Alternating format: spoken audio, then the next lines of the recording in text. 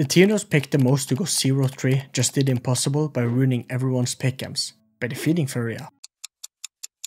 Furia are going for the default 1-2-2 setup, with one player solo on A, taking a lot of A main control, 2 in middle and 2 towards B side. Their game plan early on is to make sure to win a lot of map control, and why not? Furia won the pistol round, so going into this round they will have the better guns. And here Furia does this bottom mid smoke from spawn we saw complexity popularize early in CS2.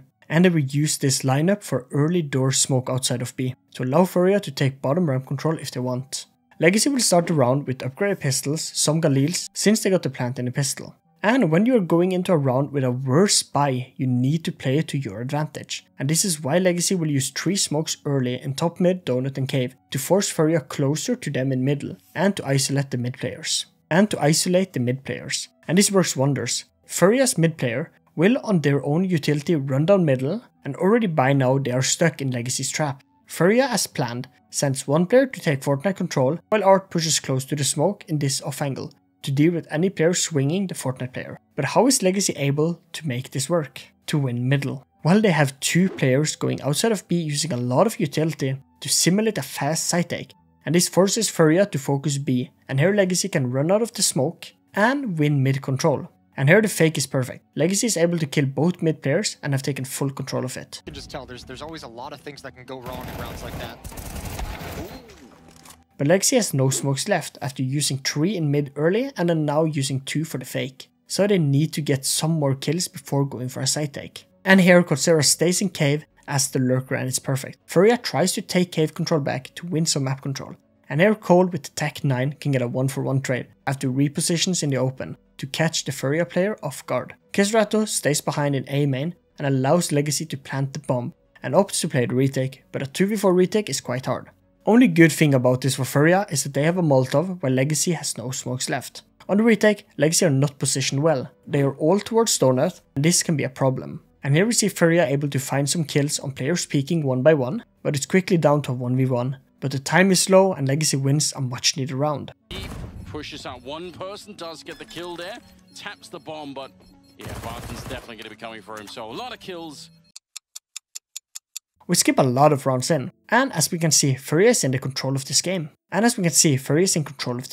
So how can Legacy turn this around? Well, let's see how both teams are set up for round 10. Furia again starts the round in a 1-2-2 setup, with one solo on A, looking into A main to take control of it, and I think this is a very mixed play. As the solo A player, taking control of A main deep is usually good, but when you are alone, a quick execute will ruin the round for the team, if you lose the fights. Then Furia has 2 players in middle, using the bottom mid smoke and a Molotov behind it to make sure Legacy can't rush them, and then they have 2 players on B, using this amazing B take, with 2 Molotovs down here to make sure no Ts can get to cave, and then this smoke on the door, and all of this utility is used since Legacy threw this early lurk smoke on B site. Well, talking about Legacy, they have 1 lurker outside of B, 1 outside of middle and 3 towards A. The goal for this round for Legacy is to use their lurkers, to pretend it's a default of Legacy taking mid to trick an A player to be overconfident and make a mistake. Let one guess finds this kill through the smoke on Yuri, and just like that, Legacy has the man advantage, as well as Legacy trying to be cheeky with a boost inside A main,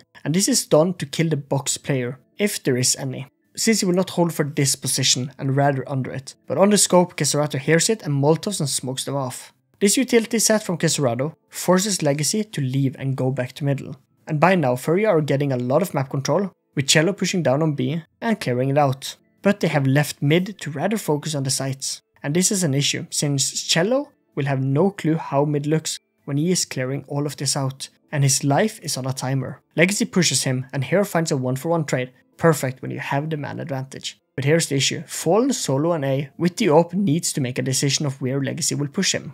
And he guesses that he would be pushed from cave, only problem is that he's too late, and here Nekis finds him and Legacy are up in a 4v2, in a crucial round.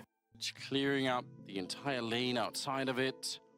Fallen quite far forward here. Cello as well. Duval trying to sneak right under. There is a second player there, but they still haven't run into Fallen yet. Oh, it's so close. I think that shot went right over his head. Last round of the half, and here Furia are now going 2 players to A, 1 in mid and 2 on B. Here in mid, Furia does the normal setup with a smoke bottom mid and a Molotov, but outside of B, Furia are still throwing the Molotovs and smokes to force any Ts out of B. But on A, we are seeing a switch, with 2 players that want to contest A main, and here Coldzera and Fallen with the op will take it, while Legacy are going for 2 players in A main, 1 in middle and 2 towards B. And here they will smoke red room and cave and donut entrance from spawn. A great setup, but this will not last long. Coldzera on A main can find 2 kills after the bad spacing by Legacy. Ooh. Serato, he's not coming in pre-fire at the corner. And he's able to do this since this play is catching Legacy off guard. And already within 15 seconds of the round, it seemed like Furia will win this to cement a lead going into the next half. On this kill, Legacy will send 3 players to ramp on B. And here Cello makes the first mistake. He has a player with him, but here he wants to solo fight and kill 1 ramp player, since he spots 1. And here Lotto does a great play. When Cello spots him, he goes to the left for Cello, to force Cello to overpeek into him, while the last 2 Legacy players can peek from the right of Cello, and here he is found. This opens up the B site with only 1 player left defending, and here Yuri will be Molotov and ran out of sight and into cave. Before backup can arrive, Legacy has gotten site control, but you need to do more than just winning site control, and Legacy knows this. This is why Coldzera will run back down ramp and go for cave control, since this allows you to spam the plant more, and why Lotto goes here in this off angle to play from. Here we are seeing 2 trades, and the man advantage has been neutralized. But the issue is this: Furia takes too long time to get onto site, and this allows Coldzera to win cave control and allows Lotto to get back down to ramp. And here 2 great peeks and kills gives Legacy a much needed 5th round. See what they could do. A last round here will be huge for Legacy. Get a 5th one on the board. They know that Coldzera is here somewhere. Doesn't even matter. He's still going to be getting the kill. At least Coldzera goes down from behind and Fallen. He can't find that last bullet. This game is drawn out to an 8-8 scoreline, and now Legacy are on the CT side. Legacy are going for a setup with 0 players on A, 2 in middle, taking full control of middle, with a bottom mid smoke and some utility to make sure Furia cannot take middle, and then 3 on B, using some utility to take B ramp and make sure Furia cannot take cave control.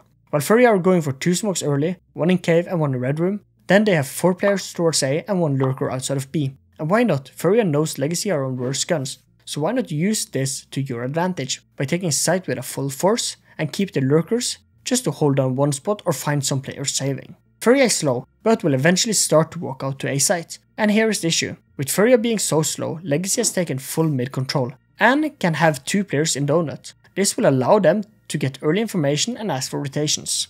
On the smoke, Nekkes and Dumao will use the timings to their advantage by peeking right before the smoke bloom, so you can easily fall back into it. And here they find 1 kill and a lot of info, and the timing of this is insane. They peek out as soon as Cello jumps down, rendering him useless, a massive misplay by him to not wait for the smokes to bloom before doing the jump down. Yeah, this round is almost done already.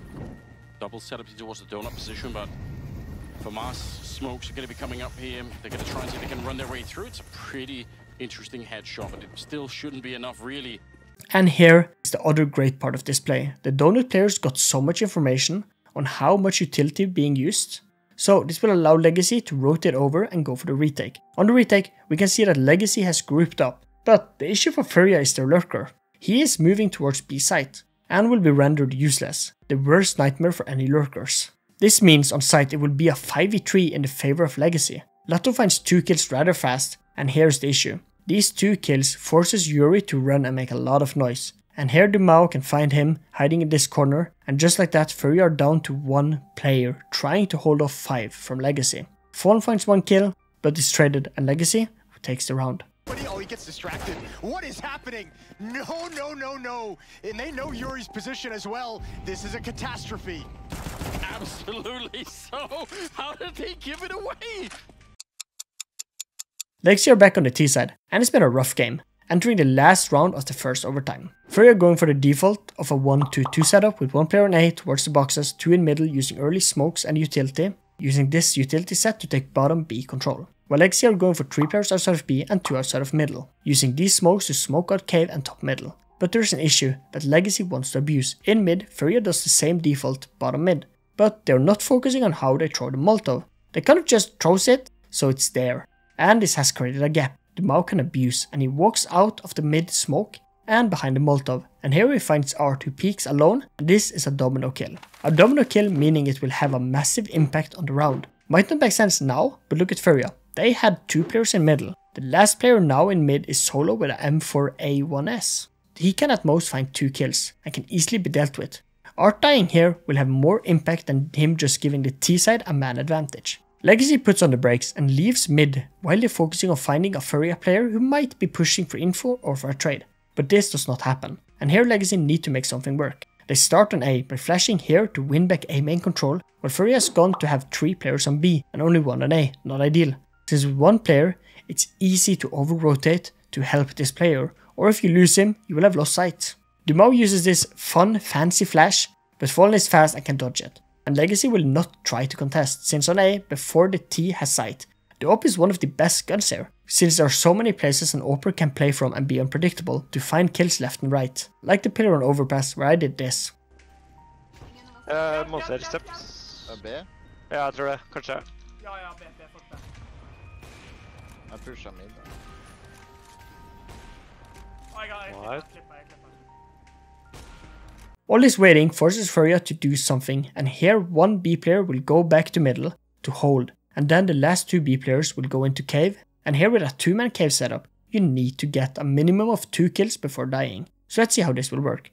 Well, they will not get any, with Legacy still stalling the timeout, before they will go for an execute towards ramp, and now the 2-man cave setup looks bad. 1 Molotov or 1 smoke and they are out of the round, as long as you don't allow them to spam the planter. And here I love how Legacy plays the execute. Barely uses any smokes, only 1 towards cave, and then rather using flashes and Molotovs to keep Furia away, since this deep short smoke will allow Furia to peek into sight or spam it, while the Molotov forces Furia to stay back and not be able to look into sight at all on the rotating players. Yuri hears someone in middle and uses the execute pressure to walk out and kill this player from behind before helping on the retake, and here Legacy knows they need to have more than ramp control, and sends 2 players to take A long, 1 in ramp and 1 in cubby, trying to take attention and set up a 2-man attack towards short, where he will start to shoot at the player short, while the long player will swing off that. Barton uses a great flash, but learn from this, he goes behind the side pillar to be safe from short before flashing, so no unfortunate timing can get him. And this setup Lotto for 2 kills, Cold finds Cello, and Yuri alone can't do much, and Legacy has ruined the pick-ems of so many,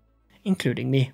Serato, this one could be for the map here. Legacy, they're close now. The defuse has to come in for Furia. They don't got any choice this time.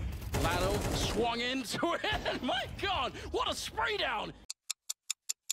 Let's now look over the map Veto, something I never break down, but let's look at it. For Furia, they always ban Anubis as their first. After that, it's a mix between Inferno and Ancient. So why did they play Ancient? Well, Legacy and their Veto is always to ban Mirage first, and after that, it's a mix between Nuke and Ancient. Do you see what have happened here? Well, Furia and Legacy went into this Veto by Legacy removing Mirage and Nuke. So in Furia's head, Legacy only has 1 map to remove, Ancient. So why would they waste their ban on Ancient? So Furia removed Anubis, Overpass and Inferno. The Overpass ban was done to make sure Legacy would remove Ancient, so they would play Vertigo. But here Furia miscalculated.